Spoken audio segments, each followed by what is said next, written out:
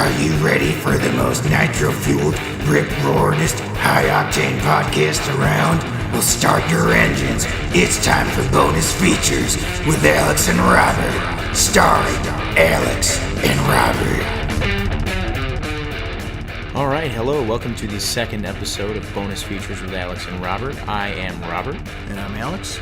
All right, and let's get started with this week's episode. First off, though, Alex, how was your week? Pretty good. Saw some good movies. How about you? I saw a couple good movies here and there. Do you read anything? Read any good books this week? Books are for smart people, Robert. Oh, yeah, I forgot. So anyway, we've got a lot of news to get to today, starting with a nice little box office update. Not sure if you're aware of this, Alex, but Black Panther, the movie that released a couple weeks back, it's making pretty good money. No, I don't believe you. No. Well, just how good that money is, I will let you know. The movie's it hasn't even been out for 2 weeks, really. And it's already made $748 million. 748? Yes, worldwide. Jesus. Bearing in mind, it also has yet to be released in places like China and Japan. Wow, okay, so this is basically guaranteed to make $1 billion at this rate. Yes, easily. Yeah. What's the domestic international split? There is a split, but it's not too bad. It's making about 56% domestic and about 43% foreign. Really? Because that's about the opposite of most big blockbusters. In fact, with most, it's even worse. It's usually like an average blockbuster, it'll be more of a 70 international, 30 domestic split. And this is the opposite, which is kind of nice for a change, honestly. Yeah, and I think a lot of that is due in large part to a lot of the subject matter in the film. Obviously, a lot of people here, particularly, of course, African-American people, are finding this movie, really resonating with them because obviously it's one of the first African-American superheroes in memory, recent memory. If you don't count Steel, that is. Steel, Meteor Man, Blade. You forgot Blade. I did forget Blade. How dare you? That's true, but a lot of the kids, sadly, did not grow up with Blade. Okay, yeah, no. Okay, I get what you're saying. Or Spawn. Oh, yeah, Spawn 2. Not a bad Except this movie's a good movie, and that's true. This is much better than, I would say, most of those. The Blade ones, Blade you can make a case. Blade 1 and 2 are pretty good. Yes. Blade 3 is good for different reasons. Yeah. But, that is making a killing. But in addition to that, there's still yet another movie that is alive and kicking at the box office that, if you'd asked me earlier this time last year, I would never have thought that Jumanji, Welcome to the Jungle, would be doing as well as it has been, which is, it's made $921 million, Alex, worldwide. 921. I'm amazed that made like over 2. Yeah, it's pretty stunning how well this movie is doing, and it also has yet to open in all of the markets worldwide. It has opened in China, but it is yet to open in Japan. Who knows how well it'll do there? I'd imagine it'll do fine. There are a lot of concepts in the movie, body swapping, that are resonant in a lot of anime and manga that I don't think is going to be too foreign for people to understand. And also games is a big deal in Japan. Yeah, I mean, I would imagine it'll probably make like at least 10, 12 million. Which is more than I would have thought because, okay, I understand you've got The Rock. You've got Karen Gillan, or whatever her name is, for the Doctor Who nerds. And then you've got Jack Black, who most people seem to like him. I get that it has stars, but is it really that simple? Just like, yep, let's just put him in here, and it's going to work. I don't know. I think it's I do think this is a film that really points to the whole 4-quadrant theory. Oh yeah. Which is, this movie being, of course, suitable for adults, kids, men, and women. And it is. I saw the movie. I didn't think it was particularly that good, but it definitely is for everyone in a way.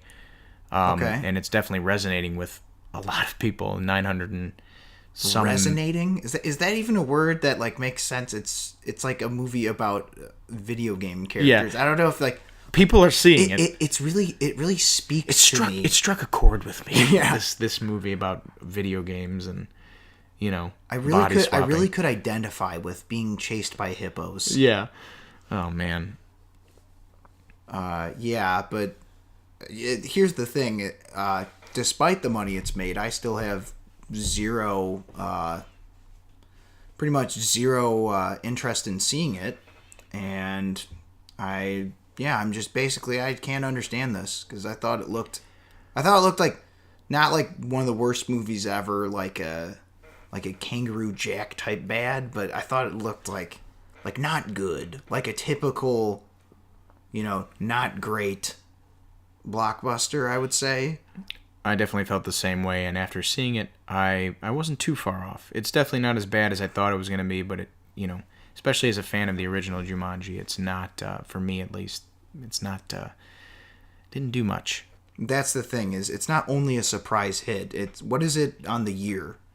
On the year, last year? Yeah, including like the top grossing movies of last year. Oh, it's definitely there. It's, let's take a look at the top 10 list. It is number 5. Okay, so that means 4 movies made $1 billion. 4 movies did make $1 billion. Jeez, those four being at number 4, going to 1. Despicable Me 3, The Fate of the Furious, Beauty and the Beast, and then Star Wars: The Last Jedi. Okay, so that all makes sense. Yes. So Sony finally has a movie that almost makes $1 billion, and it's still 5th place. And it feels like they, I don't know. I still I look at the success of this, and I'm like, did they anticipate this? Did they really think this was going to be a movie that did that well? I don't know, but I'm kind of glad it's doing well because I've heard a lot of stuff about Sony being sold to other companies and all that nonsense. Like, sort of similar to the Fox Disney deal, so I'd rather they stay their own thing and just figure out what works for them. They needed this W, that's for sure. Yeah, basically that's what I was trying to say. So maybe some of the success, for better or worse, will rub off on some of their other properties, such as the Spider-Man universe that they're kind of doing with or without Marvel, who knows. All right, next topic is... great. Next topic is the Oscars. Do we have to talk about this? Well, we can if you'd like, because I know I would like to talk about it. And I know that because I know you and I are on kind of opposite ends of the spectrum on the Oscars, and their meaning to film and cinema as we know it. I suppose you're right. I'll try to say as few incendiary things as possible. But there is one thing I will say, which is I completely get why, especially now, anybody would be kind of just done with the Oscars. I do feel as though they've kind of exalted themselves to the, on this pedestal that's kind of just very hard for simple folk and just sometimes just regular people to just even grasp or understand or care about. Well, see, that's the thing, is I think the song, they play when the speeches are too long. Yeah. I think it needs lyrics. Get off your high horse right now and get off the stage. Right. The only reason I don't want to say I'm a self-proclaimed Oscar lover, but I like the idea of the Oscars because I just like the fact that I just like there being a standard. Okay. That's okay, it is written, this movie is the best movie of the year, that people can say that's BS or I agree with that. Good on you, Oscars. I like how it encourages discussion about movies. But really, it's about re-releasing so they can make more money. Yeah, pretty much. Let's not kid ourselves or for getting people hired. Right. Oh, see, he was nominated. It's well, yeah. Well, my client, he that I represent, he won the Oscar. It's damn. Yeah, and it's a big. The people at the casting agency, well, we can't hire the guy who was just nominated. Yeah, and it's definitely a big. The other thing that people have against it is it's all politics. I'm not talking about the discussion. I'm talking about how people win. It's a big schmoozing game, and it's a big, here's the screener. Yeah. Watch my movie that I'm nominated for and stuff like that. You remember the thing about the animation that one year. Oh, yeah. It's the animation category is... Well, no, it's just the ignorance of people who had the power to vote.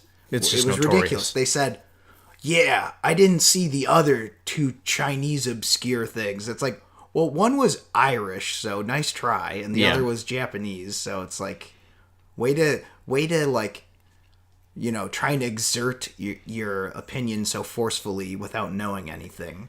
I agree that the Academy definitely has blind spots. I would say for me, obviously the animated category, but also for me, always the score category, best original score. They just always disappoint me. I think it's always like the person who wins is usually disappointing, but they usually nominate some pretty good people. Yeah, usually who wins, and that's like that. Yeah, yeah. But anyway, so the Oscars are this week. So if you, I will give you a $0 reward if you can guess which of the two of us will be watching and which of the two of us won't be. But yeah, I mean, is there anything? I guess we'll just talk about it since anything predictions, any of that kind of nonsense. I'm not really big into the prediction game, but neither am I. I don't know. I think it'll be okay. I'll just say this. I just hope Lady Bird wins some things because it was good. I think it's got a shot. Okay. I think it's got a shot at possibly actress, though I think Frances McDormand's sadly a lock. Not sadly because she's bad, but sadly because I would like to see a newer actress like Saoirse Ronan get, kind of a recognition, especially for her work in that film, which is great. Other predictions, I don't know. I think... or anything else you would like to see? I'd like to see Hans Zimmer get an Oscar for Dunkirk, but I don't know if that's going to happen. I'm just a big Hans Zimmer fan. No, I kind of know what you mean. It's like you want him to win it eventually, but it's like this maybe isn't the one he should win it for. Oh, he's won before. No, but I mean like this, like the score to Dunkirk, I don't particularly remember. That's kind of another thing that I want Dunkirk to win everything, but it's not by any stretch my favorite Nolan movie. Yeah, I mean that's the same way. I thought it was pretty good. Yeah. But yeah. I loved it, but it's just, I will agree with what people say, and that is that Christopher Nolan's other films, many of them are better than Dunkirk, including Interstellar, which a lot of people don't like. Which I find baffling because I thought Interstellar was pretty rad. Anyway, moving on to our next news story. Joss Whedon is no longer directing Batgirl. No, he is not. Apparently he quit because he or was fired or both and said something along the lines of he didn't have a story ready. Yes, I actually have the quote here. His statement is, quote, Batgirl is such an exciting project, and Warner/DC are such collaborative and supportive partners that it took me months to realize I really didn't have a story. I am grateful to DC President Jeff Johns and Warner Brothers Pictures Group President Toby Emmerich and everyone who was so welcoming when I arrived and so understanding when I... is there a sexier word for failed, end quote. Very odd statement, particularly the part that you mentioned of him saying he didn't have an idea for the story, yet still signed on to direct and write the project. Yeah, but it sounds like he did have something in the works. He was going to adapt Batgirl's first appearance. Yeah. Which I think would have been with, was it Killer Moth? Something like that. Yeah, I don't know. Maybe that would have been a boring movie. Who knows? But it makes me leery to think, hey, maybe he just didn't have an idea. I don't know if that's necessarily true. It sounds like there might have been a disagreement or something because I don't believe that he signed on to a project he had no idea for, especially Joss Whedon, who is such a, creative force, and I'd imagine there's just ideas bouncing around his head all the time. I think what it could have been, I don't know, it could have been something to do with how he was so burned out on working on Age of Ultron because there's so many characters. And he said, from this point moving forward, I just want to do one thing about one person. So maybe they're insisting that the rest of the Batman characters were in it, like, Batman, obviously, Nightwing, and that kind of thing. And perhaps his involvement on the Justice League reshoots and post-production influenced that as well. Another movie with many characters. Yeah, I think there's a couple of things. But what's interesting is some people have been campaigning to write it. Yeah. On Twitter, Oh, yes, of course. The flagship of rational thought. Agreed. But anyway, some of the writers wrote some not great things, so it's like I hope they don't choose them, and I don't think they will. But I thought one was interesting was Gail Simone, who actually did help do the story for the animated Wonder Woman movie, which is awesome. And obviously Gail Simone wrote Secret Six, Birds of Prey, and those are both probably two of the best comics ever. And then she also did a really good run on the New 52 Batgirl. Yeah, and I think those Birds of Prey and the Batgirl run, for me at least, kind of spoke to me really as to why she would be kind of the best choice to write if, you know, if the prospective Batgirl movie happens, because Lord knows the DC film slate has been in flux as of late. I think she should at least try to get on there as like a David Goyer type, you know, get a story credit. Yeah. But yeah, so I think she could definitely at least do the story. But yeah, back to what you were saying about DC's slate in flux. I think that also could have had a huge deal to do with it. Right. Because it's got to be hard to write these things where it's like the ship's got no captain. You know? It's like, all right, so we're a month away from shooting. Yeah, well, you're going to have to rewrite this to include Batman. Okay. Yeah. I don't know. It kind of seems like, okay, so what are the rules for me to write this? Because that's, you know, there's got to be some stipulations. Like with Marvel, they're like, it has to involve this Infinity Stone or like whatever. Right. But with this case, it's like, we don't know. Okay, great. I'll have a real neat script to you. Yeah. I don't know. I think, though, what's happening with DC's slate, at least what seems to be the pattern, the solo movies are mostly fine. Yeah. It's when they try and jam characters in it or have a team up, it gets a little off the rails. Yeah. Because I know that you and I are in quite the minority on this, but we both loved Man of Steel. I really enjoyed it. I think it's, for me, the best Superman movie. I agree. But I get why people don't like it. I do understand for some people it's a little dull or whatever. You know what? Superman punched things, okay? Yeah, and I'm okay with that. That resonated with me. That resonated to me. That struck a chord with me. It's like when a guy comes from space and he starts destroying my city, and then I have to punch him too. I really could relate to it. It's a slice of life movie. Yeah, it's a slice of life. Art imitating life. Yeah, it's. There's a lot of truth in it. Yeah. It's a real art house flick. Yes. But anyway, so that was fine. Wonder Woman was obviously good. And then the other three have been team-ups and have been... Some of them have been okay. Some of them not so great. Right. It's been a mixed bag, to say the least. So yeah, we'll see where that goes. Yep. Next up, we've the new trailer for Idris Elba's new film, Yardie. It does look pretty interesting. And what I guess refresh me on what it's about, perhaps. It's about a young Jamaican man in Hackney, working his way up the London Underground, and I think most of the film takes place in the 70s and 80s. More specifically, 70s Kingston and then 80s Hackney. And the plot is his brother is murdered when he's younger, and then as he's working his way up the ranks of the underworld, he's also simultaneously trying to get revenge when he finds out the location of his brother's murderer. So it looks pretty good, and it's going to be cool to see Idris Elba in the director's chair.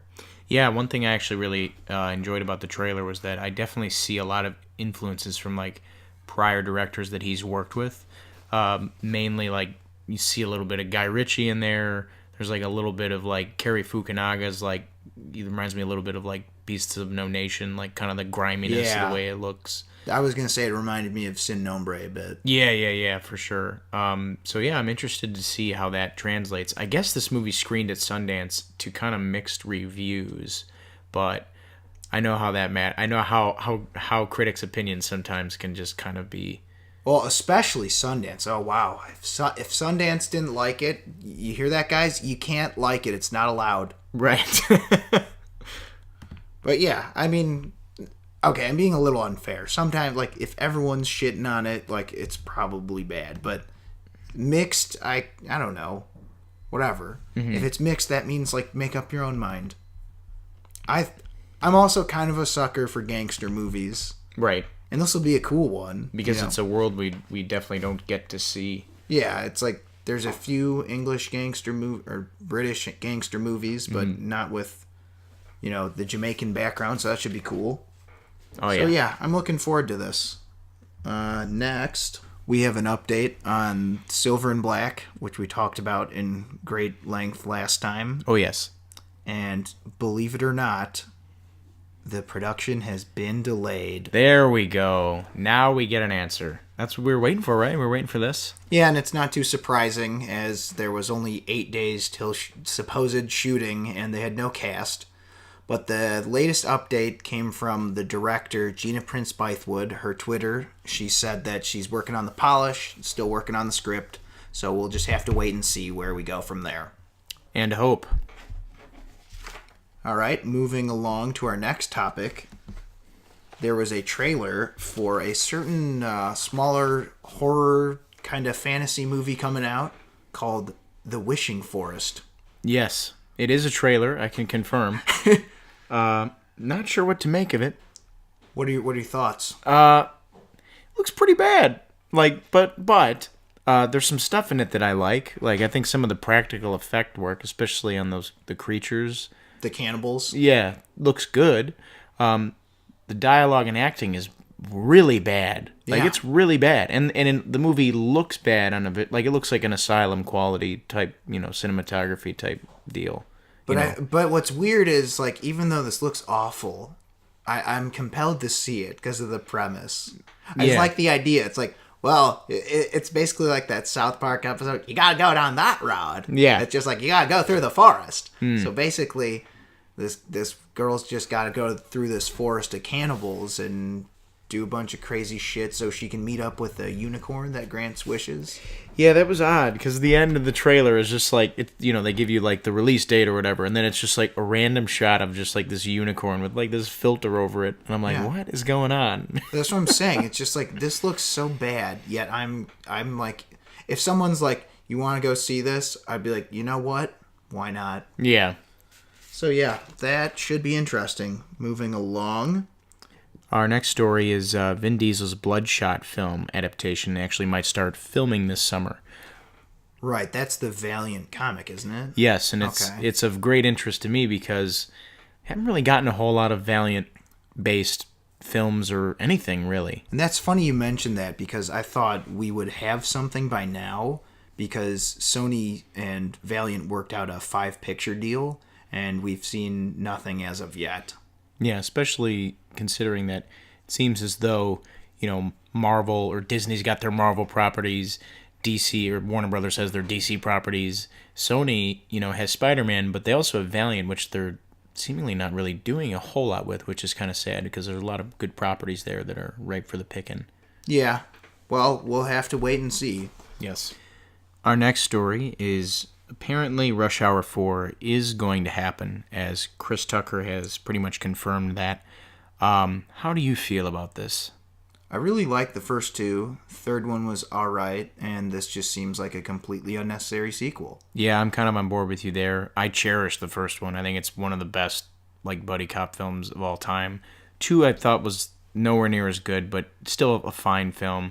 3 3 was a chore for me just because of how much I love 1 and how I feel like it kind of tries to replicate a lot of what 1 did.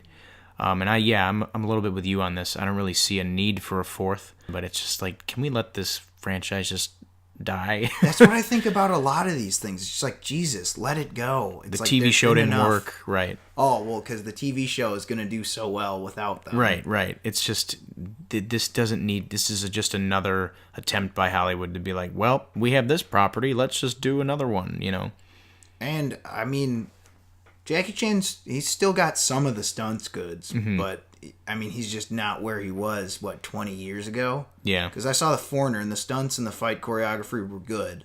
But, you know what I mean? He's just not... Not the same. He's not the same, so it's just... It seems like a completely pointless idea at this point in time. Yeah, I'll wait and see for the trailer. I'm not, because I'm pretty sure it's going to be mediocre at best. Probably. So yeah. All right. Next up, I don't know if I'm pronouncing this right. Umair Aleem to write Danger Girl adaptation. To be honest, I'm surprised this hasn't been adapted already. Kind of in a similar way to the Bloodshot adaptation or any of the Valiant comics. It's kind of one of those ideas. It's like, yeah, why isn't Hollywood kind of glommed onto it yet? I feel like they've had a few scripts for this in the past. Yeah. Because I know they've been, like this one, they've been trying really hard, I think, to do cross-media stuff. Because there's like as far as I've been told, a not-so-great PlayStation game. Oh, yeah, back that's in the right. day. Yeah. Because I remember like seeing artwork for this at like comic stores all the time. So it was popular for a while, at least. Yeah, I remember seeing that. Yeah, but I think it could be an okay movie, I guess. Yeah, who knows? Do you know this writer? Yes, I did look up their IMDb. They are, so I don't know if you know, but Bruce Willis's career is nowhere near what it used to be. And he's been in a lot of those like direct-to-DVD or direct-to-VOD movies. This person, Umair Aleem, I think is how you pronounce it. Umair Aleem. Wrote one of those movies. It's a movie called Extraction, which is directed by Stephen C. Miller. It came out in 2015, and as expected, from what I can see, it's terrible. So because I don't know. Bruce Willis after Live Free or Die Hard. So yes, it's probably just bad. Yes. Okay. So I don't have huge hopes for this, but it's interesting to see some movement on, a comic book property that isn't Marvel or DC related. See, and that's what I'm hoping is that this at least starts it, and then they hire someone different to write it. Hopefully. Or maybe, who knows? Maybe he will write this better. Yeah, I don't know. Maybe we're not giving him enough credit for his work on Extraction.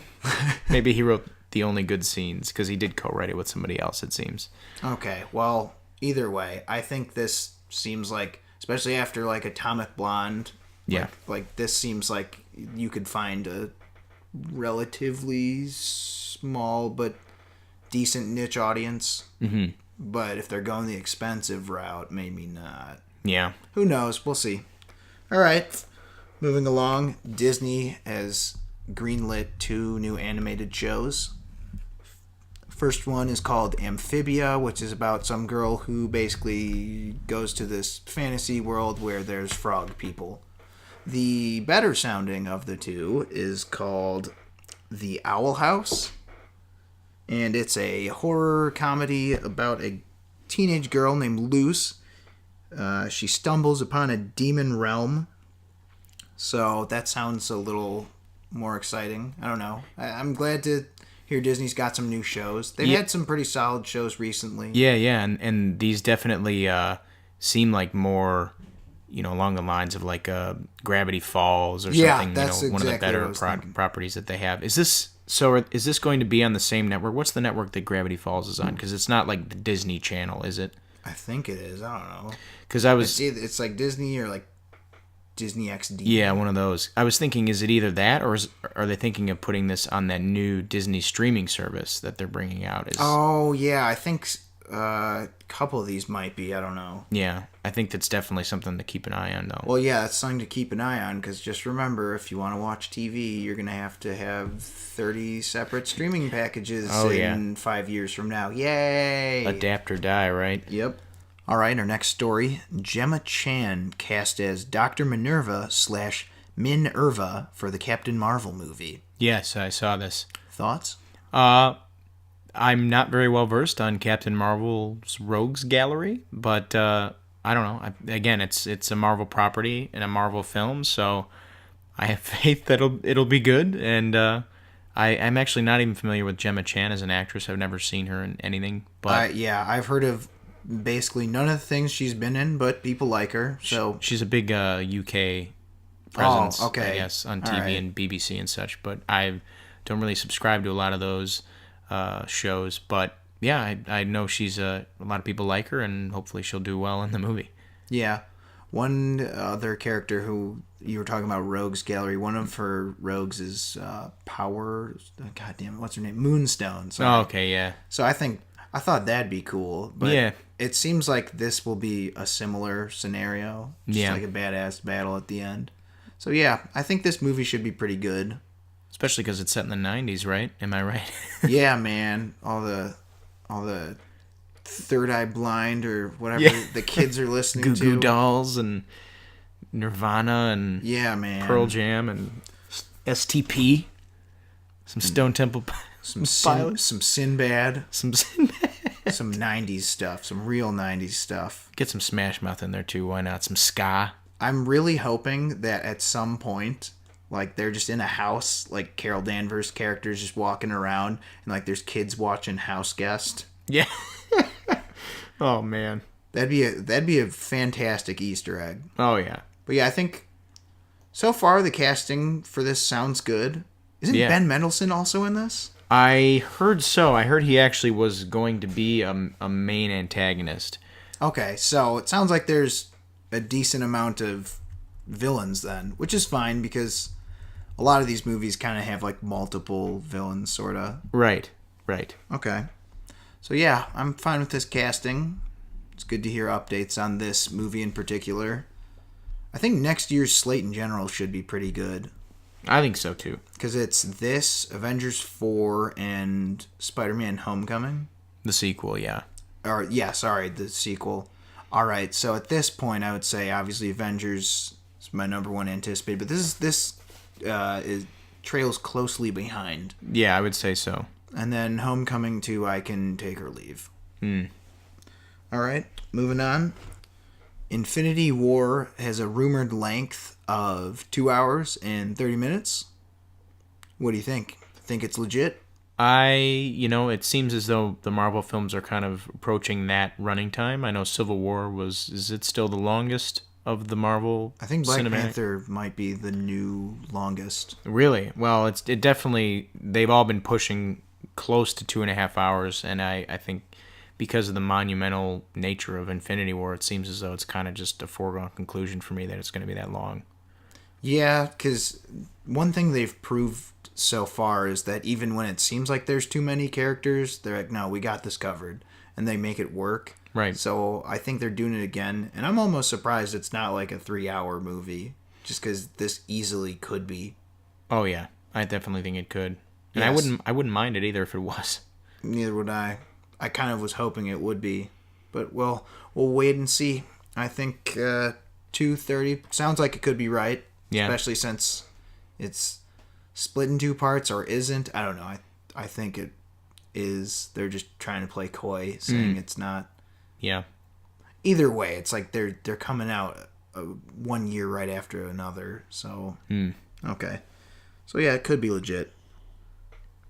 Next up. Seems as though Wonder Woman 2 is possibly looking to cast someone in the role of Cheetah. Sounds good to me. Sounds good to me, too. I don't really have much to offer on this topic because it's like, yeah, I mean, Wonder Woman's rogues gallery is kind of, it's not like Batman or Spider-Man where there's a wealth. You got like Dr. Psycho, and then you got like Cersei or whatever, and then you have Cheetah. Yeah. And pretty much that's about it. Yeah, she doesn't have like a super well-known rogues gallery. Unless we're going to roll with Egg Foo, which I'd love to see an attempt at. I feel like that's never going to happen for a number of reasons. And it probably shouldn't, but I would admire the effort if someone tried. Yeah, but yeah, Cheetah should be good, and apparently, like, the word on the street is that's taking place during the Cold War. I like that. One of the things that I really enjoyed about Wonder Woman the first was the setting. I think it replicated, World War I Europe really, really well. So I'm interested to see how they utilize the Cold War, or what era of the Cold War, 50s, 60s, who knows. I don't know why I was just like thinking in my head when they said Cold War, I just imagined 80s. Really? I see. When I thought Cold War, I'm thinking like 50s, like, 2 characters in trench coats and fedoras, like walking down an alley and tailing each other or whatever. Yeah, we'll see. Yeah. But then one of those trench coats, gold lasso comes out. Yeah, and it's glowing gold lasso beneath it. There you go. But yeah. Okay, so I think Cheetah should be a good villain. I wonder if there's going to be co-villains. Yeah.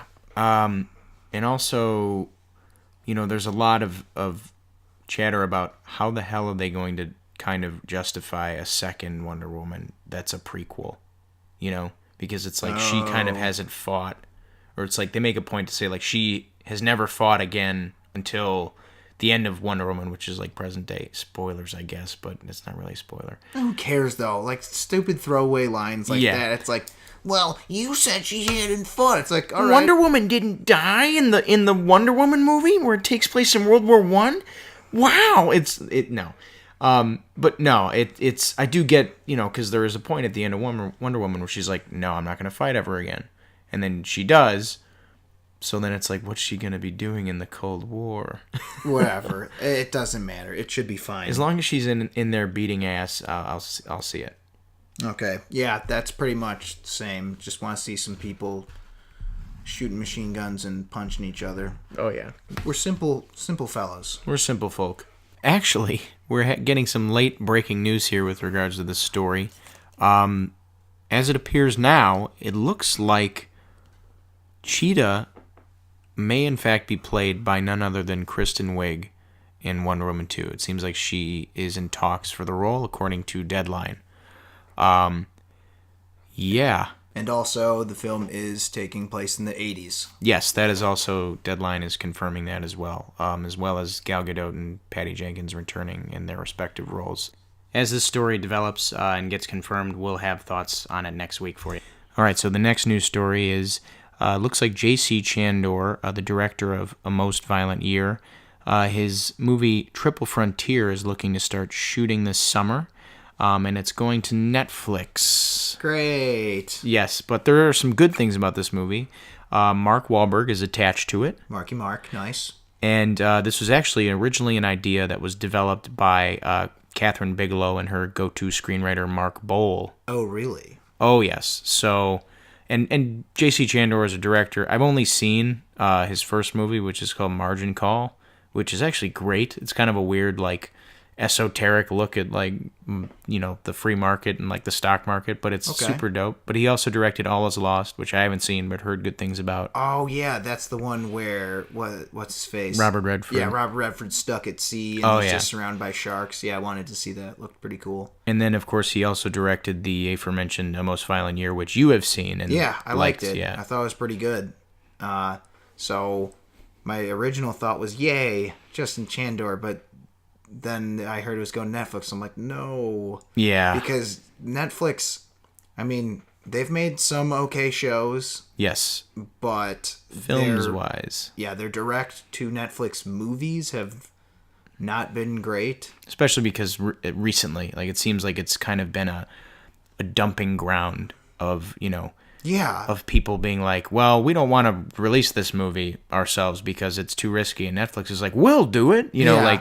That happened with the Cloverfield Paradox, which is a horrible movie from what I've heard. And that's what I've been hearing. It happened with Annihilation internationally. Yeah. It got distributed over Netflix, which... I heard about that, and I thought that was really strange. Yeah. It's because I think it was David Ellison was the producer who was in charge of distributing it internationally, dropped out, and Netflix picked it up, I think is what happened. Yeah, I don't know what to make of the whole Netflix move, but the people involved in the project are all trusted people, in my opinion. You want to know a fun fact? What's that? The Triple Frontier, it's the border between the 3 South American countries. Mm-hmm. That was actually supposedly part of the original script for the Silver and Black movie. Oh yeah, I remember. That was apparently one of the plot details that was rumored, and it was evidently they were gonna start filming under the what's that called? That alias. The production title. Yeah, the production title was Tri-Border. Oh, okay. Which I thought was kind of funny that there's these two movies coming out at the same time, and I wonder if that was just misinformation. Well, it definitely seems as though this one might beat Silver and Black to it, and if that means anything. Whatever, yeah. Okay, so moving along, Antoine Fuqua, he's in talks to direct Scarface. That's right. You had the one from the 30s that some people might not know about, then you had the one from the 80s, and now we're getting another one. Oh, yes. Yeah, because third time's a charm, I guess. Yeah, as if we needed a third time. I mean, it's... The first two were already good. Yeah, and the first one came out in, 33? 32 or 3. And for a movie of that, that long in the tooth to be, entertaining to a 20-year-old living in 2017 or whenever I saw it. It's like, that's saying a lot. And of course, the Brian De Palma one is good for just, way more reasons. Yeah, I watched that one recently. It's great. Oh, yeah. I mean, how many, people do you know who just like to make Tony Montana references? Oh, yeah, it happens all the time. And so it's a fun impression to do. It's a cultural phenomena. And I think Antoine Fuqua obviously is a good director. Yeah. But I feel like because this has been in development hell for so long, it has some problems, probably. Yeah, I'm also just eager to see what kind of a different take they're going to do on it, or if they are just going to be doing, it sounds like a remake of the 80s Scarface, because I think it was Diego Luna was attached to this. Yeah, now he's gone, which also doesn't help, because I like that guy. I like him too. I thought it was good in Rogue One. Mm-hmm.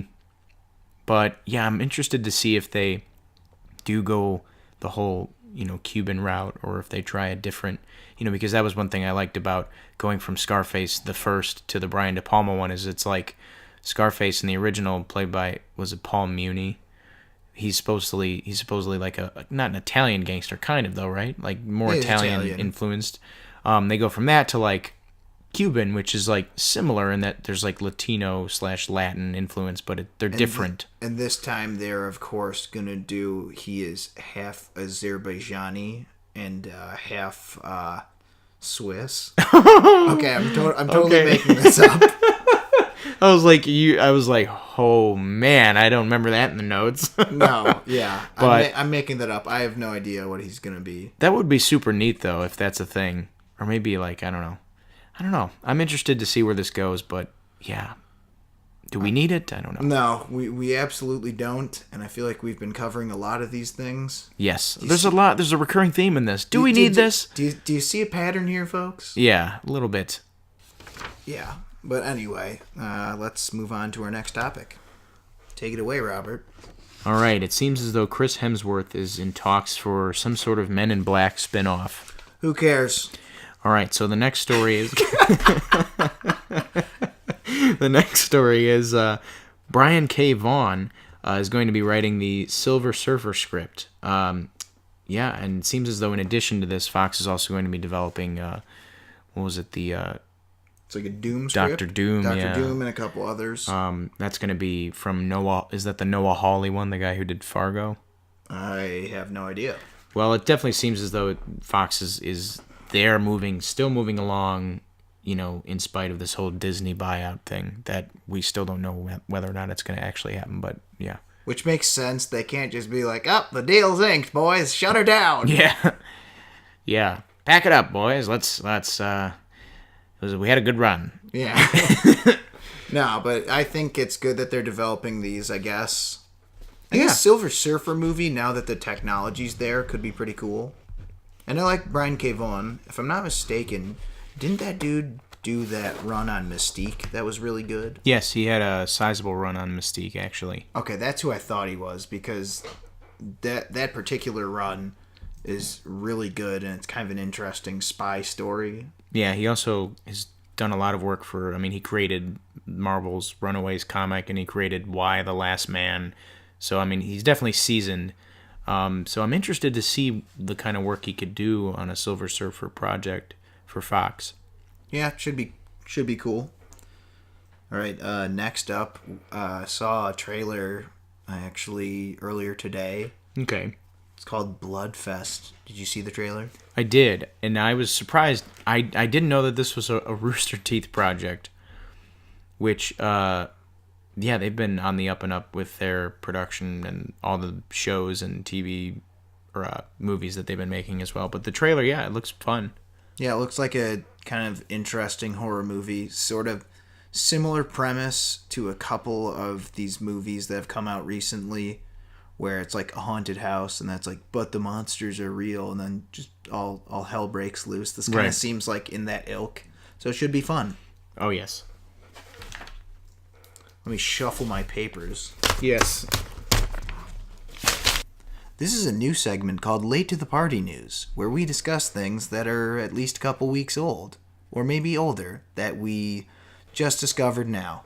First up, Mile 22. This movie coming out. You heard of it? Oh, yes. I'm a huge Peter Berg fan, and he is attached to be the director of this motion picture. It's actually in production, right?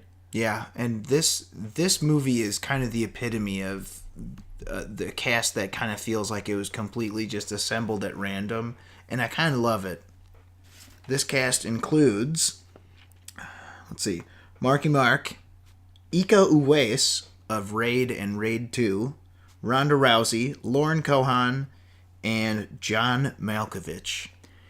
What a cast. Yeah, and I don't care what this is. I just want to see this. Same, and it's, for me, it's that cast, and for me, Peter Berg, man. He's one of the few directors in Hollywood nowadays that I say I subscribe to him. Like, I don't really care what he's making. It's just, I'll go give it a watch. Namely because of his last 3 movies, which are Patriots Day, Deepwater Horizon, and Lone Survivor, which are just they're different movies than what Mile 22 sounds like, but they're all just super fantastic. They're just great movies. And this one sounds like it could be like something from earlier on in his filmography, like The Rundown or like The Kingdom, which he did, where it's like this could be more fun or like breezy or like at least a little bit more, the subject matter is not as heavy as like a Patriots Day.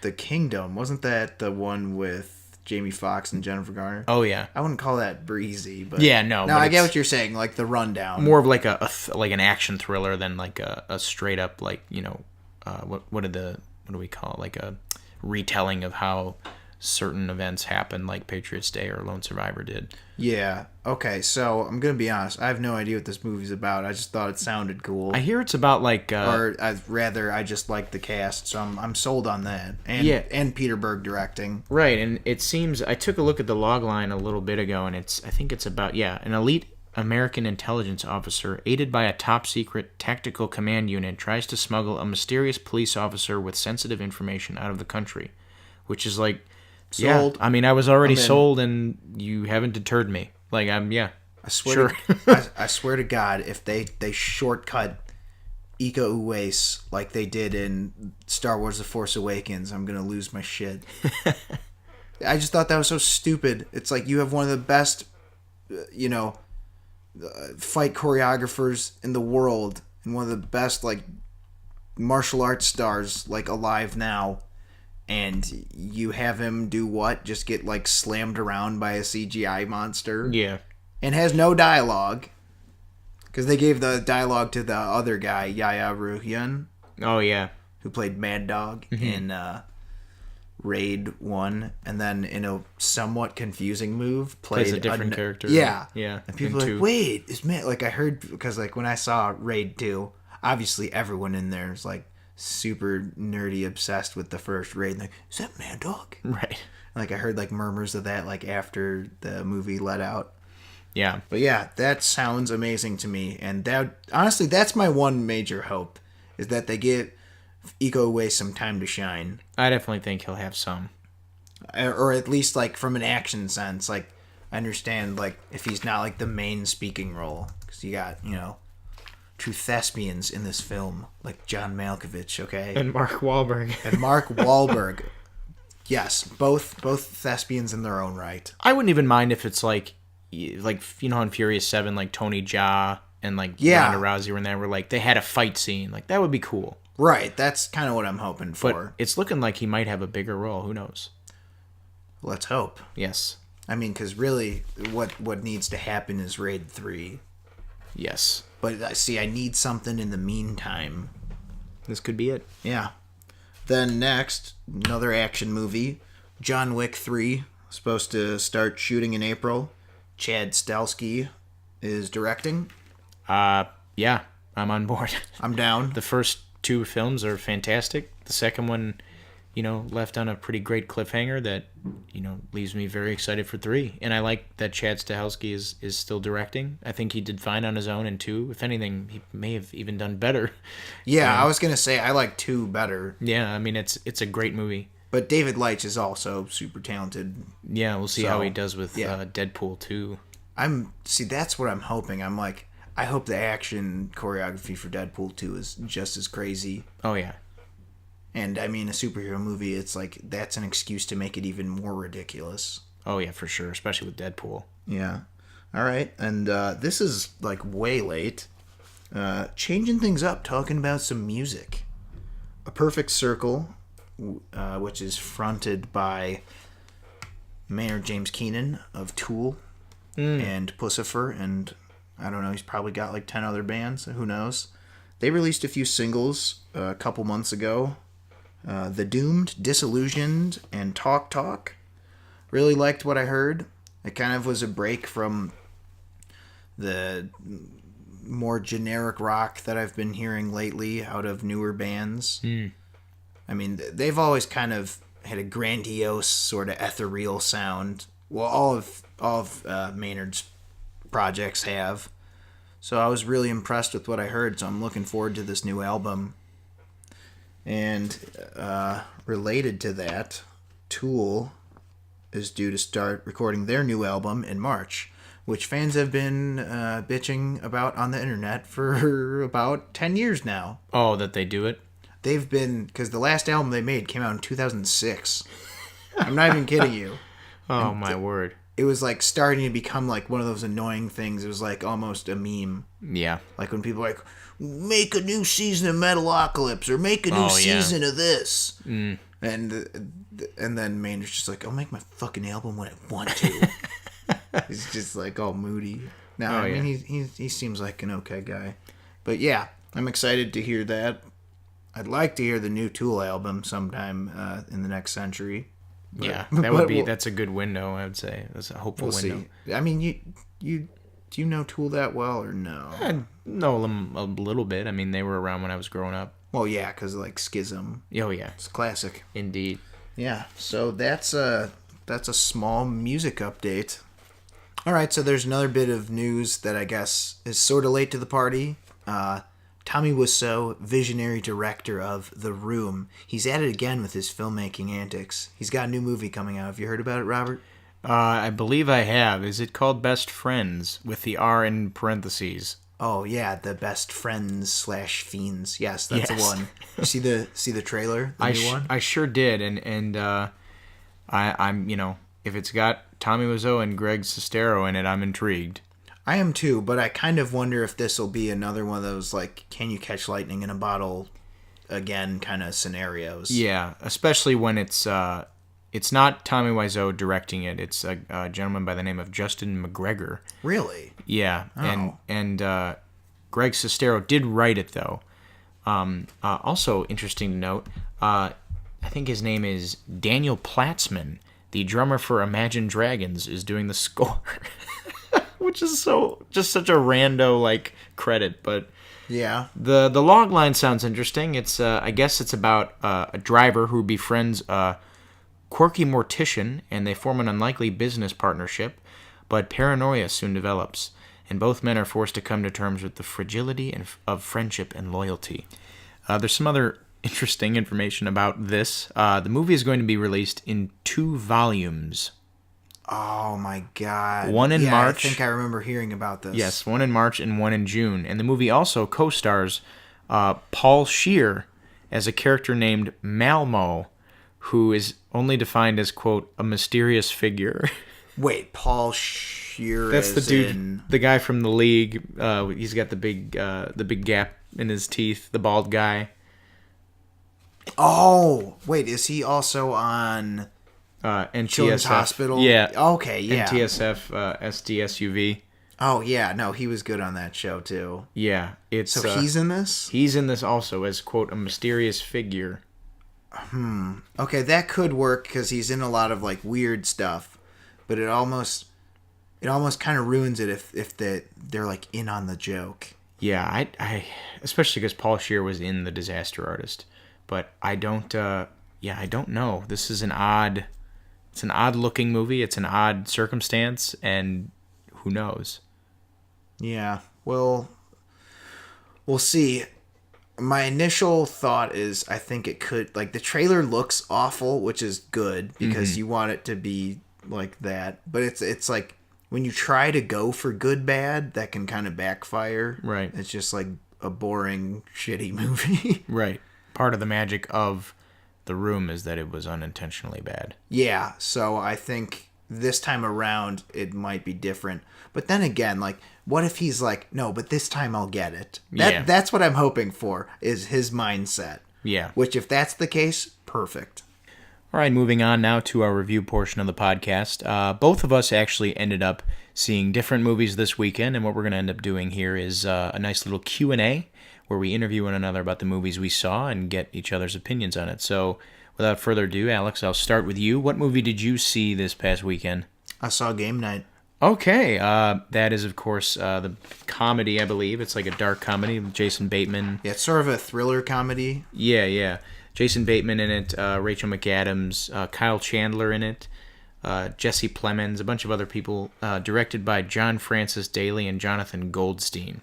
Who are supposed to be frontrunners for the Flashpoint movie for DC. Yes.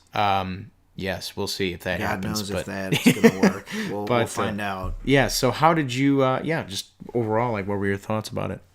I thought it was pretty good. I thought it was nice to see a mostly regular comedy that had, obviously, action and thriller elements. But, again, it's just been a while since there's been a movie where the focus has been the comedy that I felt like was worth seeing in theaters. Also, let's see. Yeah, and the other thing was the action scenes were surprisingly, like, really well choreographed. Like, there was pretty good stunt work overall. It was pretty, like, gritty, realistic fight scenes. The farcical elements were probably the best part. Mm-hmm. Kind of there's a few twists, as you could imagine, about why the game night's happening and all that kind of fun stuff. And relating to the nice to see a regular comedy, it was also just nice to see a regular movie. Like, something that's not, like, so indie and, like, out there and artsy, but also not CGI spectacle driven. Because there's just so few of those a year that are kind of like the middle ground that really interest me.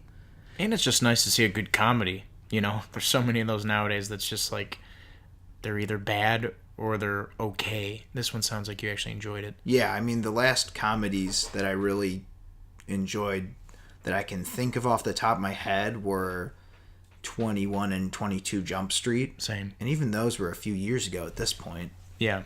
And one thing that particularly stood out to me, without giving away too much of the movie, the Jesse Plemons character is hilarious. Like, he's just so weird and so creepy, but in a way where it's like he's like over analytical, which makes his creepiness like more unsettling. Right. He's great. I can't tell you too much without spoiling it. He plays the neighbor, right? Yeah, he plays a neighbor who's like a cop. And, like, this isn't, I'll just tell you some basic stuff. Like, he kind of is always, like, creeping around the corner, like, are you guys having another game night? And they're like, Nope, no, we're not. It's like, but, like, he'll be like, I notice you have 3 bags of Tostitos scoops. And it's just like, yeah, there's a 3-for-1 deal. I was not aware of this sale. Like, he's just so, like, oh my God.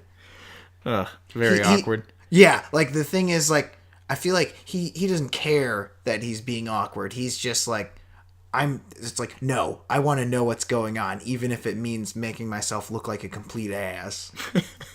His character is probably my favorite part about the movie. Nice. So, a couple questions that I have for you. I guess, what were some of the issues you had with it, if anything? Okay. I did have some issues, and one of the ones is, while the comedy overall was really funny, there was certain elements that I thought were kind of annoying. Like, it's something I kind of call reference-itis. Okay. You know, where it's like, derp to derp to derp, Eric Cartman from South Park, derp to derp to derp, Alec Baldwin, where you just, like, say random, like, punchline, or you just say, like, pop culture stuff as a punchline. Right. Which can be done well, but it's better if it's brief. And there's a couple times where they just kept, like, going on, like, dragging out jokes that weren't that funny. It's like, Jesus, just, like, get on with it. Right. So that was kind of my main issue, I would guess. Okay, I guess a follow-up question to that in a way is, what was, like, the ratio of jokes that worked to the jokes that didn't work, or I guess like if you want to do it as like a percentage that can work, like of jokes that worked to. I would say it was like 75% of them worked. Okay, that's pretty good. Yeah, that's actually really good. Another question I had about the jokes is one worry that I had about this movie and about a lot of comedies in particular is, did they give away all the funny bits in the trailer? They did. There's a couple I really wish they hadn't. Really? Yeah. Okay, that sucks. But are they, are there some hidden gems in there that we haven't seen maybe from the TV spots and trailers, I think? There's, again, a lot of it's with Jesse Plemons. Okay, good. And actually, I forgot the other standout character was Jason Bateman. Just kidding. He's never interesting. Yeah. Standout. Honestly, okay, I would say he's kind of the straight man in everything. Yeah. Except The Gift, which is a different discussion, but it's a great role for him. But that's I agree. That's a completely different story. Yeah. But yeah, I mean, he was fine. I liked Rachel McAdams again. Mm-hmm. It's nice to see her. Haven't seen her in a while in a movie. Mm-hmm. But there's this other guy. I forgot what his name is, but he plays like the bumbling like moron friend of theirs. Is it the blonde guy? Yeah. His name's Billy Magnuson? Yes. That guy has some... He has actually my favorite line in the movie. See, he's actually... I've seen him in a couple things. He's actually in Ingrid Goes West. I heard about that. Supporting role in that I think is really kind of obnoxious, but that's supposed to be the point. And he's also going to be in the Guy Ritchie Aladdin movie, which... Oh, great. Yeah. Again, another conversation for another day. You guys don't realize it. I'm muting my excitement for Aladdin. I know it may sound like I don't care, but trust me, it's my number one most anticipated movie of that year. It's going to be so good. Seeing your face confirms all this. I don't know if anybody... Yeah. Just letting anybody know that can't see it. It is really just elated. I'm so glad they're making Aladdin that doesn't have Robin Williams as the genie. I'm so happy about that. Oh, yeah. But, Billy Magnuson is good in this. He was really good. Okay. The other friends were also pretty good. There's the Irish woman. Okay. She was funny. The guy from New Girl. Oh, right. Winston, is that his character's name, I think? I've only seen a few episodes of New Girl. Yeah. He was good in it. Oh, that was the other thing, though. His, there's a subplot with him and the character who plays his wife. Yeah. And it was okay, I guess. But it's the payoff wasn't that funny. Okay. And it was I don't know. I think they wanted to give them more screen time because it was mostly Jason Bateman and Rachel McAdams. Right. But yeah. But their subplot was just okay, and I don't know. I just didn't think it was super necessary. Okay.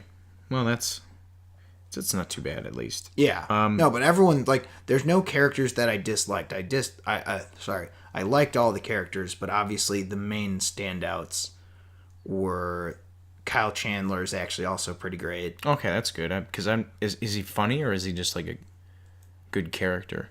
It's a good character because he usually plays kind of these straight-laced, normal dudes. Sometimes even the hard ass. Yeah, and this time around, without giving too much away, he's Jason Bateman's brother. Mm-hmm.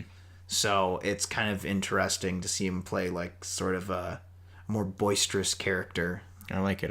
Yeah. I had another question here. So it's an R-rated movie. Yeah. Does it utilize its R rating well? And if so, how? That's actually kind of interesting you mentioned that because I basically forgot it was R. Yeah. Which I think is kind of good because that's how R-rated movies should be. They don't need to be overly disgusting or anything. Is it overly anything? Is it overly vulgar or overly violent? Or There's a couple violent scenes, but I feel like it was barely above PG-13 violence. So I'd imagine it's a lot of F words and stuff like that, right? Yeah, but not even that gratuitous. Okay. So also, I wish they gave her a bigger role. The doctor they go to. Okay. I don't know her name, but she was really funny in her couple of scenes that she was in. Is that... Let me see. Are you talking about Chelsea Peretti? No. She was... Actually, her cameo was also funny, but... Nice. Well, yeah, there's a lot of cameos in here, it looks like, but... Yeah. I mean, it definitely sounds like I was interested in seeing it, and I'm glad that you liked it. It's not something you like have to run to theaters to see, but if you're like chomping at the bit to see a movie, just because January has such garbage, you could go and see it. I had another question. You mentioned the action, but so the directors, of course, Francis Daly and Jonathan Goldstein, they're in line to direct Flashpoint. Is there anything in this, even about the action or anything else about this movie, that you see that could kind of lend itself well to a movie like Flashpoint? I think if they work with similar stunt teams or whatever, they could probably pull off certain spectacle. It's just like Flashpoint, I'm more worried about the writing because, well, from what it sounds like DC's sort of, they're not really sure what they want to do exactly. Right. And Flashpoint, I can kind of see where they're coming from. Because it's like, well, a lot of stuff isn't working out. So why don't we just, like, sort of inexplicably change the timeline? Right. Because I was thinking, you know what I just thought? Like, I was originally, like, really against this, but it kind of worked out for X-Men in a way. Yeah, in a way, yeah, it did. And it's interesting you bring up the writing because these directors' last directorial effort, which was Vacation, did not do very well, but they actually did write it together. This movie they did not write. Yeah, it was a guy named Mark Perez. Yeah. But they did also write, but not direct, Spider-Man Homecoming, which is a fine movie. It's not, in my opinion, it's not a great movie, but it's fine. I thought it was one of the weaker Marvel movies, but yeah, it's okay. Yeah, so I'm interested to see how they lend all of their talents, which it seems like maybe they're still honing some of them, to Flashpoint.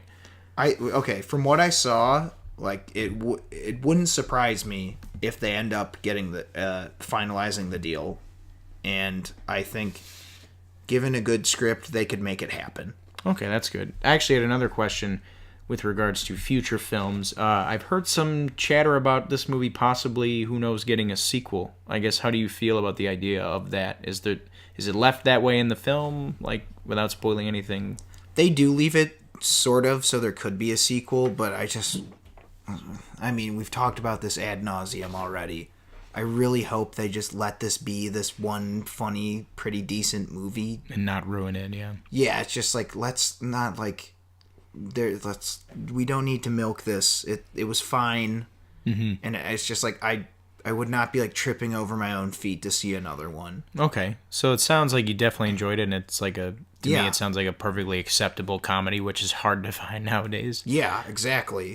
So yeah, I mean, like, what would you score it out of 5 or 10 or whatever? Okay, so I scored out of 5 because I was raised right. Anyway, so I'd give it a 3.5 out of 5. That's good. That's a 7 out of 10. Yeah, or out of the Bizarro scale, it's a 7 out of 10. Yes. Oh, yes. You'll see why I have to do out of 10 when we talk about this next movie here. No, it's because IMDb does 10. That's IMDb does 10, but also I'm a big fan of, like, movies that are between numbers. Okay, fair enough. Just because I'm a stickler and I suck. Anyway. Whatever. It doesn't really matter. Yeah, so sounds good. Glad you enjoyed the movie. Mm-hmm. Alrighty. Moving on, I suppose. Alright, so it's funny you saw Annihilation because it was literally between this and game night. And it just came down to which was at a more convenient time to go to the movies. For you? Yeah, okay. So that literally was why I was like, whatever is... Because I was like, I want to get out of the house. I'm just going to see a movie right now. Whatever's first. And I'm like, game night. You win. Oh, man. So I really wanted to see this, too, especially because Alex Garland was directing. So you definitely missed something. That's what I've been hearing. Yes. So give me your overall. I guess... this is going to be a very misleading way of giving a review, but I liked it because, it's a good movie. But that doesn't necessarily mean that all of it is good. Alex Garland, of course, directed this, and I think he wrote it too. But it's based on a novel. It's based on a novel called Annihilation, written by a guy named Jeff Vandermeer. And... I saw Ex Machina, and you loved it. I liked it. I actually loved it for the first 3/4. But the ending bothered me so much. It just was such a bummer. But that's just a preference thing for me. Whatever, yeah. This, in many ways, is similar to that, because I think for this movie, the first 3/4 of it are fantastic, and the ending for me is, while not a bummer, it's just not. It's not fantastic.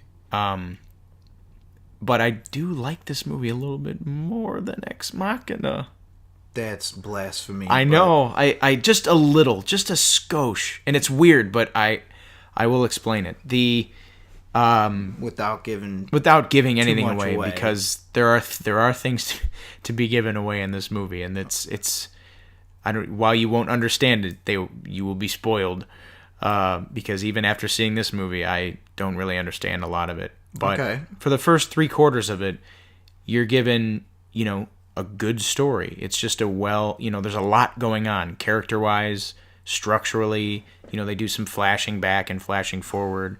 There's some great visuals, some great set pieces. Pretty much from the moment that you learn what this thing is, that's, infecting this region of Florida that it takes place in, onward, it's like a damn good movie. And it's like really, really, really intriguing and scientifically like fascinating. And I liked a lot of, once you learn like the conceit of like what's going on in this place, you're like, oh, okay, I kind of get it. Until the ending, when you're kind of like, I thought I got it. But yeah, those are kind of my thoughts. I think it's a good film, and it definitely should be seen by a lot of people. Okay, so basically, though, it's just about these explorers have to find out why this weird, like, bubble area is so messed up. Right. And it's, like, mutating all the animals, right? Yeah, and it's growing. So they got to figure out, there's not like it's not a ticking clock, but it is like, eventually this thing is going to consume everything. Okay, so were the creatures cool? Yeah. There's not so many. There's only a few.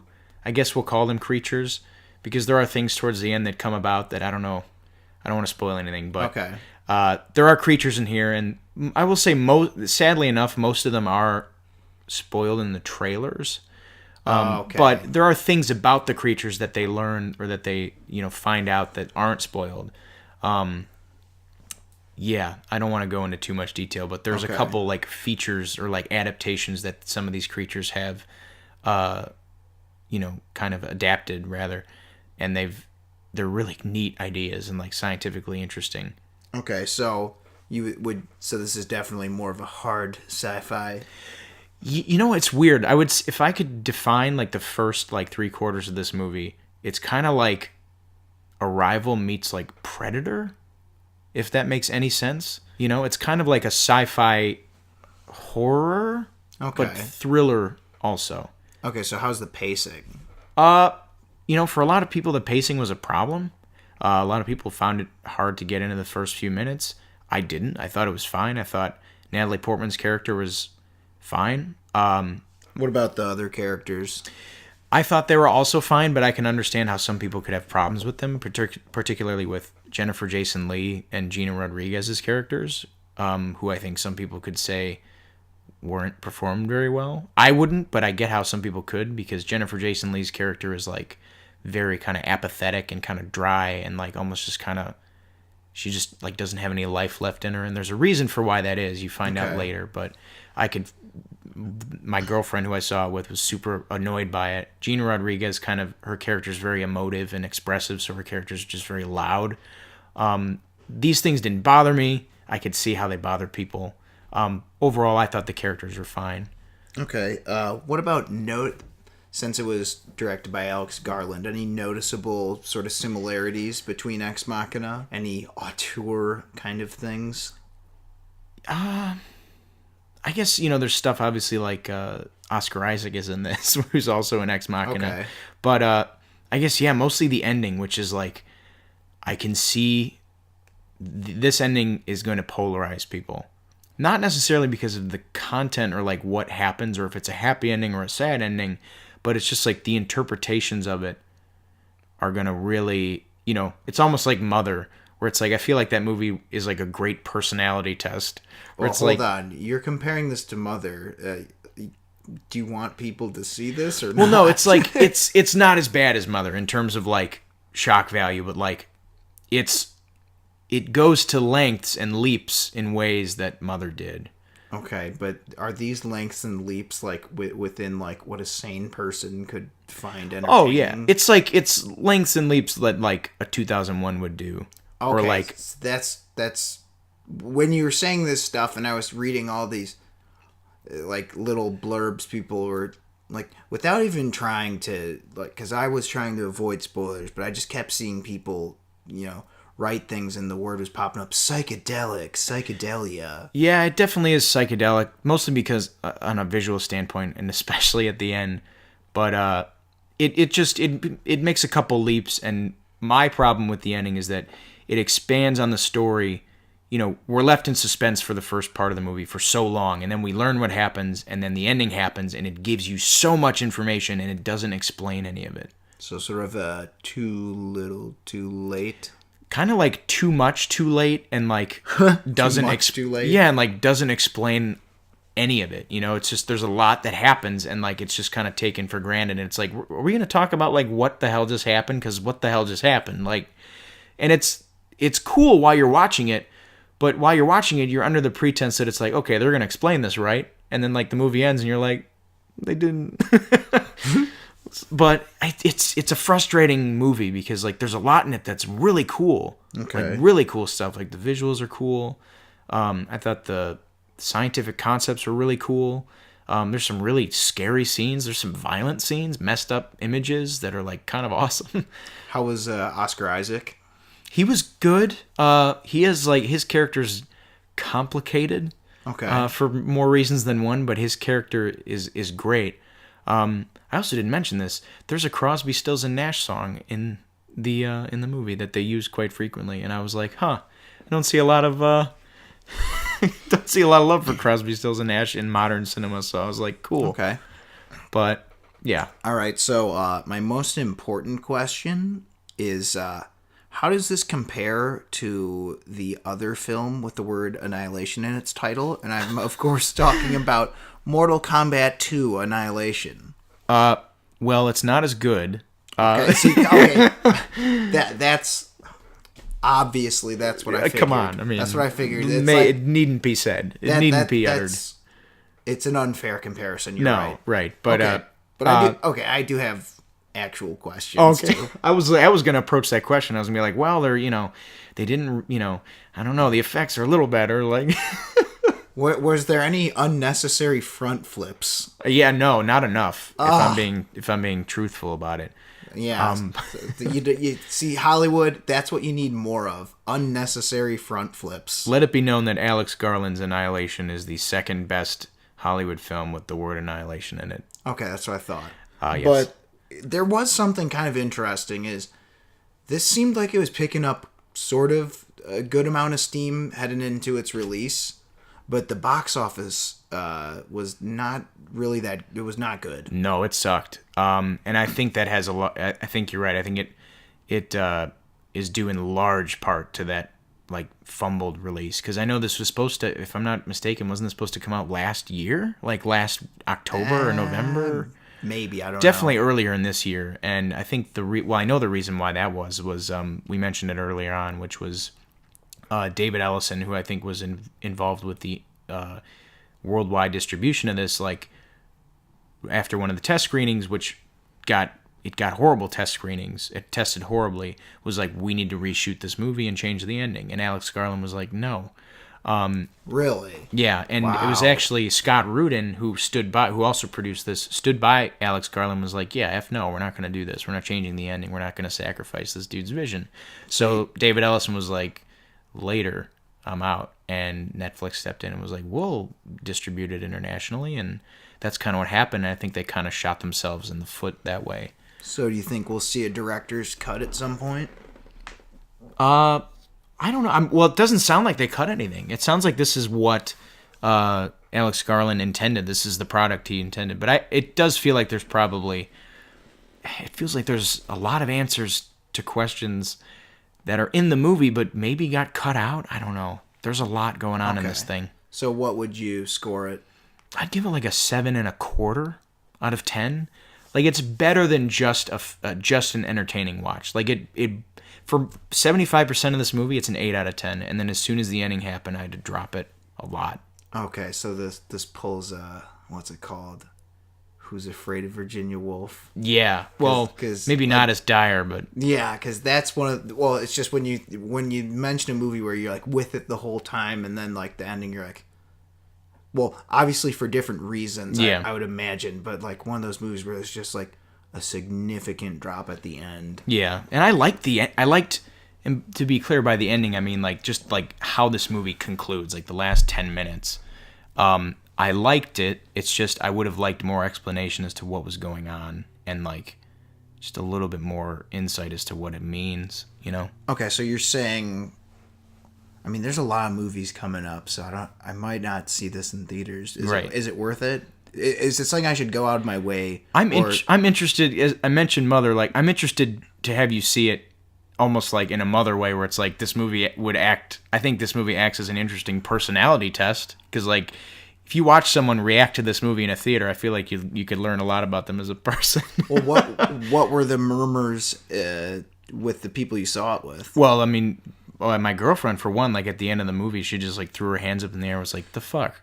She was like, what the fuck was that? She, like literally threw her hands up, just stood up. Yeah. What the fuck and, is like, this? Looking around, like there were some other people who were like head tilted to the side, like just kind of squinting their eyes like, what? And like other people were just kind of like nodding, like silently, like kind of smiling to themselves. And it's like, were those the self-assured, like, ha, I understood. Yeah. You know, right. Yeah. Totally. Yeah. Agreed. Indeed. So true. Indubitably. That's yes, quite.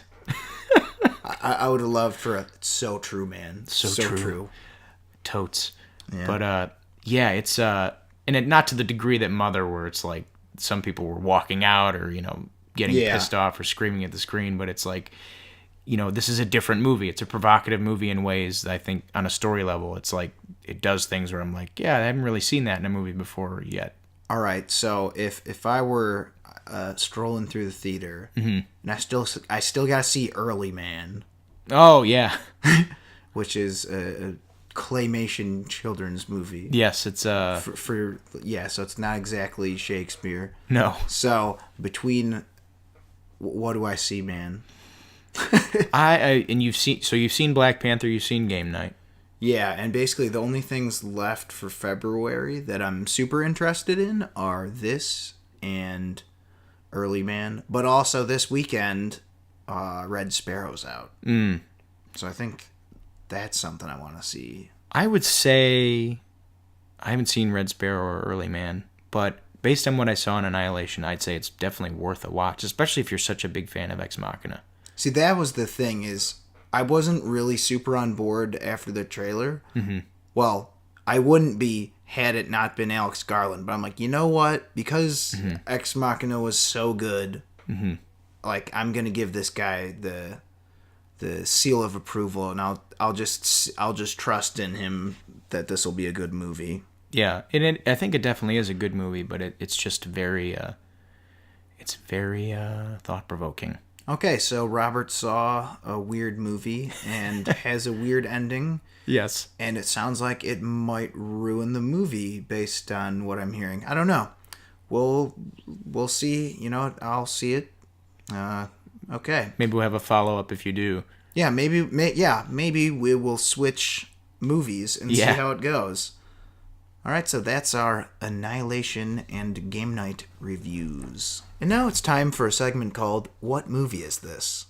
Because sometimes it feels like the way movies are made is they just decide to choose names out of a hat, mix of directors and actors, and then they just kind of go from there. So the rules for this game are thus. We have two hats here, one with a bunch of directors' names in it, the other with a bunch of actors' names in it. We are going to pick one director's name, two actors' names, and we're going to have a minute to pitch the movie that we think they are going to be making together. So without further ado, let's get started.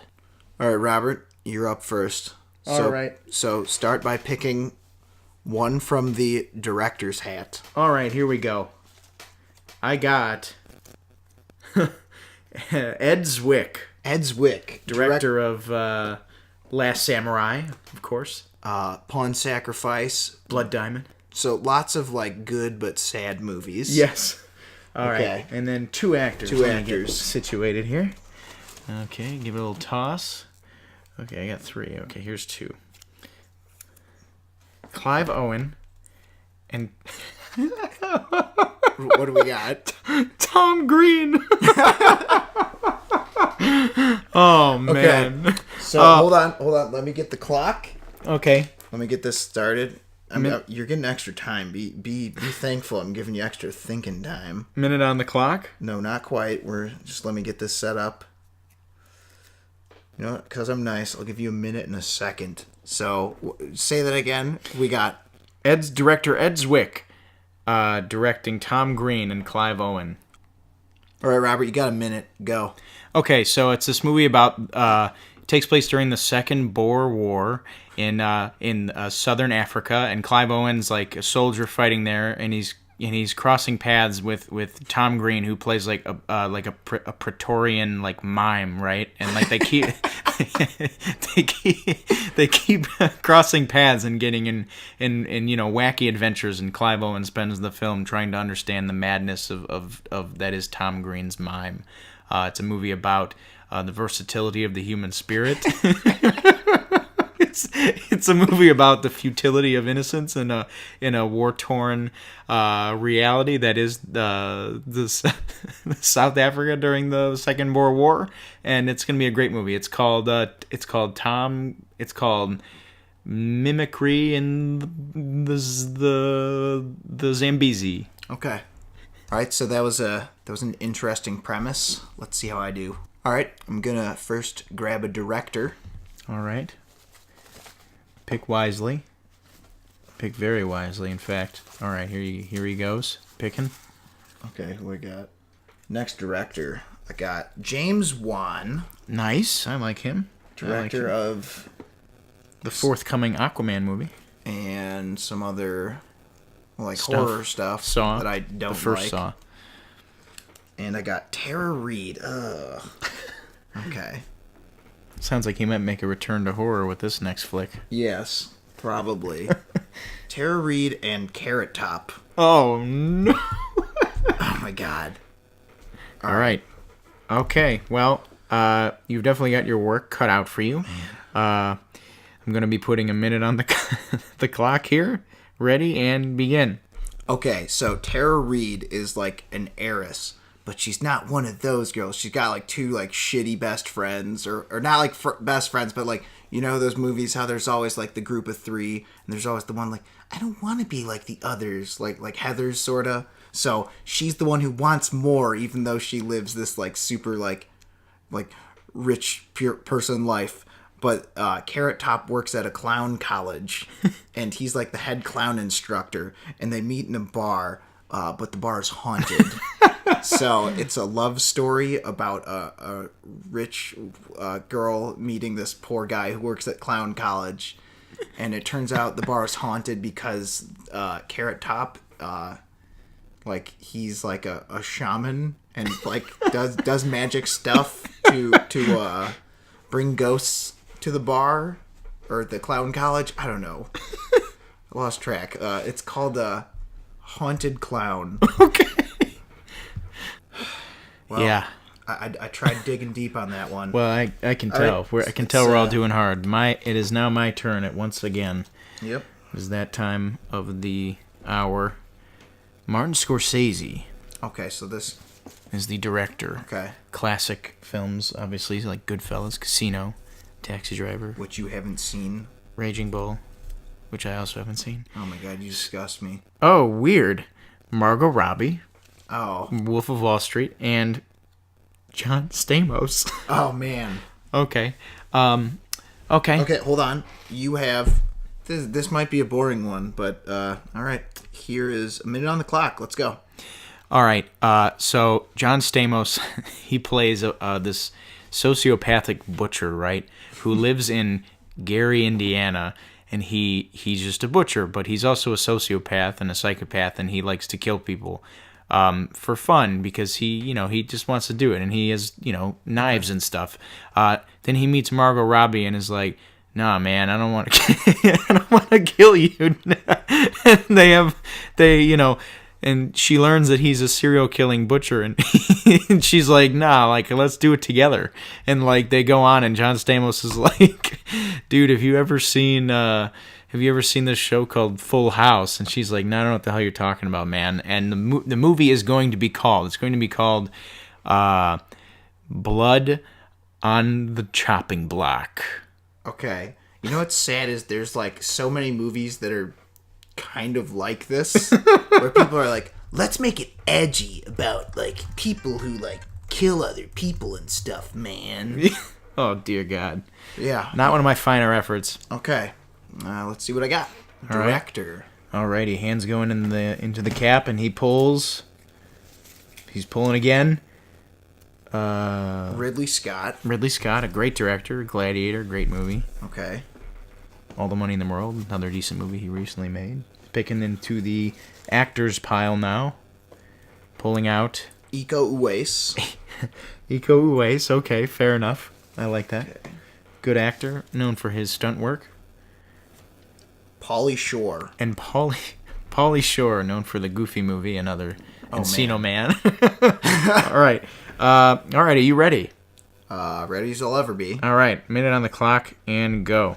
Okay, so it's a martial arts comedy musical about Pauly Shore, who's the champion tap dancer, and Iko Uwais plays this dude who gets kicked out of his Salat gym for being too much of a rebel, and he's just so angry at the world, and like he's not allowed to fight anymore, so he's got to find a new outlet. And all of a sudden, he's walking down the street and he hears tippity tap tap tap. Who is it busking on the street? Pauly Shore, and he plays a guy named John Lamp. John Lamp is the best tap dancer in the world, but he got kicked out of the tap dancing competitions of years past for doing steroids. So he sees Iko Uwais and he's like, okay, you're going to be my new tap dancing prodigy because I've seen your sweet martial arts moves. What's the movie called? The movie is called Tap Dancing and Kicking. Okay. I like it. Yeah, it'd be a new direction for Ridley Scott. It'd be a lighter film of his, definitely. Okay. All right, so now it's Robert's turn. It sure is. I'm going to pick into the director's hat. Here I go. I got David Ayer, director of Suicide Squad and Fury and a couple other good films. Wrote Training Day, a great movie. End of Watch, another great movie. Wrote and directed. Let me grab another one. Okay, I got Antonio Banderas and Jennifer Lawrence. Oh, okay. This is going to be super boring. Yeah, it might be. Hold on. All right, you've got a minute on the clock.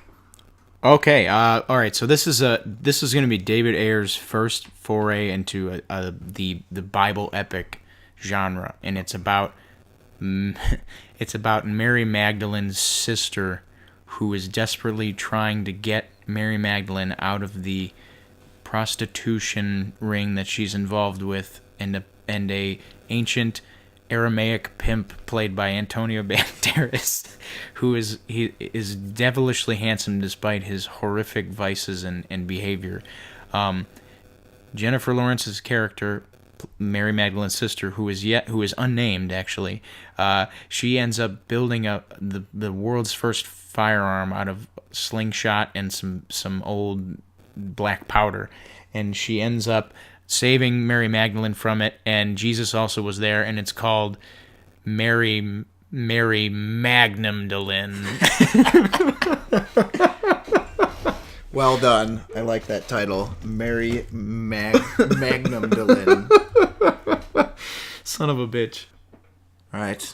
Now. It is now your turn. All right. Picking from the director's hat. Let's see what we got. See what he gets. Please be McG. McG. Lloyd Kaufman. Okay, that's a name I'm not familiar with. What did he do? Just look him up. Okay, Lloyd Kaufman, he directed... Okay, The Toxic Avenger. Okay, yeah, no, I'm very familiar. This guy, he owns Troma. It's just like all like terrible, but like semi-watchable B movies. Romeo and Juliet, of course. Yeah, like that kind of stuff. Okay. See, this will be where it comes. Oh, yes. Samuel L. Jackson. And Ronda Rousey. I like where this is going. I'm not even gonna give you a break, so your minute starts now. Okay, so Samuel L. Jackson is a disgraced opera singer, but because what happened is one time during a performance, someone whipped out a cell phone. He's like, "What the fuck do you think this is? Put your goddamn phone away!" And then, so that happens, and Ronda Rousey plays this stagehand who hates opera. And together they decide that they're going to get revenge on the opera place for firing Samuel L. Jackson. So it's just about, like, they're just going to, like, do a bunch of, like, fucked up stuff, like fart on the pillows of, like, everyone who fired them, like,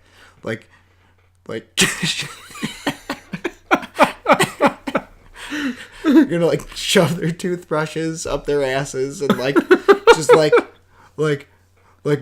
horrible pranks that no one deserves. That's what they're gonna do, these people, and it's called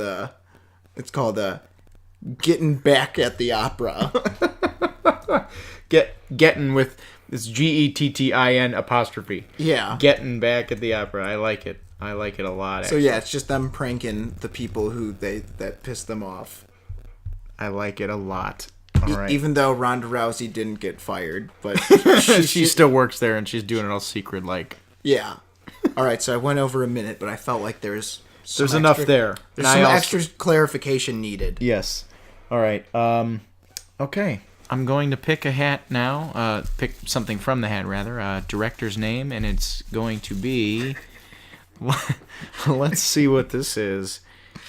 Julia Ducournau. Is that the... That's the director of Raw. Okay. Yeah. It's interesting concept of that movie. I've yet to see it, but I'm familiar with it. Really good movie. Daisy Ridley, and I also got Halle Berry. Oh man, this is gonna be boring. Okay, well, we shall see about that. So let's do this. All right, so you have officially, if my phone will work. Yes. Okay, now you have a minute on the clock. Okay, so Daisy Ridley and Halle Berry are two sisters. One of them is adopted. We don't know which one because we don't see their parents. Okay. And they both are really messed up, and they want this. They both share this dream of opening up an ice cream shop. That's kind of like, it's like Sweeney Todd. Like, they just serve really disgusting stuff, like, unbeknownst to the customers, and they somehow don't know that it's actually, they're eating, like, poop and, like, dead bodies and stuff. So... Try Fingers. It's really good flavor. Yeah. It's like, the whole movie is them trying to, like, pass this ice cream truck off as, like, a legitimate food truck, but it's a poop and fingers and legs and organs ice cream, and the movie is called Ice Cream Fuck. I don't know if that title is gonna sell. Yeah, I don't know. What do you got? Ice Cream Dream. Okay, Ice Cream Dream / fuck. No. Oh, that's the European title. Okay. Well, yeah, it is Julia Ducournau. Of course. Okay. Here we go. This is my last one, correct? It sure is. All right. James Cameron. Okay. Okay. Everyone knows who that is, I'd imagine. Starring Channing Tatum. Okay. Big blockbuster name. Good box office draw on him. And Kathy Bates. Okay. All right. I like that pairing. I like that pairing with that director. All right. Ready? Begin. Okay, so Kathy Bates and Channing Tatum star as star-crossed lovers, and it turns out Kathy Bates has been living underground with mole people for like 30 years. Okay. and that she comes up to the surface, against the wishes of the other mole people, and so they hit it off or whatever, and then from there, Channing Tatum's like, why can't mole people and regular people who don't live underground in sewers and stuff live together? She's like, yeah, I know, it's really a shame. And then it's like, oh, by the way, the mole people are planning on attacking and blowing a bunch of shit up. So a huge war breaks out, and it's what's more important to them? They're the surface dwellers versus the gross mole people, or their love. And it's called War of Attrition. Okay. I was waiting for Molio and Juliet. No, You're avoiding the obvious one. Yeah. It's too easy. Wow, I didn't even realize that I completely just lifted that plot. Oh, that's kind of like what James Cameron did with eight movies with Avatar. Avatar is kind of 8 Polka movies Fern Gully with wolves. Yeah, Polka Fern Gully with wolves. So now we're going to decide if we buy or sell these. So, Robert? Mimicry of the Zambezi, Blood on the Chopping Block, Mary Magnum and then Ice Cream Dream. What was the Mimicry of the Mozambique with Tom Green? I'm going to say bye to that one. It sounds like a fun romp. Yes, sure does. What was next again? Blood on the Chopping Block. That's the John Stamos, Margot Robbie butcher serial killer. Bye. Okay. Definitely bye. Okay. I think it's about time John Stamos, I don't know if he's been in feature films, but it's about time. Oh, yeah. And then I have... And Margot Robbie. Oh, yeah. You can't go wrong with those two together. No, you can't. It's a big match. Star. It's a match. And then I have Mary Magnum. Oh, that's a definite buy. Okay. Does she say witty remarks as she shoots it? Oh yeah, she says it witty remarks, but Thou shalt not kill except for me. Yeah, or something horrible like that. Some shit like that. And then no. She'd be like, but Mary Magnum, you can't shoot me. Thou shalt not kill. Yeah, it's just been revoked. No. God damn it, no. It's yeah. The Bible says a lot of things. All right, and then Ice Cream Dream / fuck. Oh, I definitely buy. Okay, because that was the one, Julia DeCornell. Yes, which is kind of funny. It's that actually sounds like something that could, if we if we made it a little less gross and childish, I could actually see that being a sequel to Raw or something or something weird. I don't know. All right. Actually, no, it wouldn't work as that, but it could. Yeah, it's a definite buy. It's a movie. Okay. All right. Now yours were Haunted Clown, which is the Carrot Top Tara Reid feature with James Wan. From James Wan. I'm gonna say sell. Okay. On the basis of Tara Reid, because no. I love how it's I thought he's gonna say Carrot Top. No, Carrot Top. I get him. I get Carrot Top. There you have it, ladies and gentlemen. We find Carrot Top more box appealing, office friendly than Tara Reid. No, that's fine. I mean, it's the Sharknado thing for me with Tara Reid. I can't do it. But, yeah. Then, but what is Carrot Top in? Nothing. Oh, he was in Chairman of the Board, of course. That's true. Okay. And then there's Tap Dancing and Kicking, the Ridley Scott musical starring Iko Uwais, and who's the other one? Pauly Shore. Pauly Shore, of tap course. Dance instructor. Oh yes, I gotta buy it just because I need to see a Ridley Scott musical in my life. Yeah. Getting Back at the Opera. Who was in that? Was that was Ronda Rousey and Samuel L. from Lloyd Kaufman, director of Toxic Avenger, right? Which actually kind of is that would be a movie he'd make. Yeah, I'm gonna say I buy that also, just because I like me some bad movies. Yeah. And, no offense, but I think that's part of the point of this game. Yeah. Oh yeah, I like it. And then War of Attrition, which is the James Cameron. Oh yeah, Mr. James Cameron, starring. Who is in it again? Kathy Bates and Channing Tatum as star-crossed lovers. Yes, I like the mole people angle. But I just got to sell it on the basis of James Cameron because I know that he stole that idea from somewhere. Probably. Okay, fair enough. All right, folks, that's going to just about do it for this second episode of the Bonus Features podcast with Alex and Robert. We thank you so much for listening. We look forward to talking to you next week. And don't forget to follow us on the Facebook, and also you can listen to us on SoundCloud.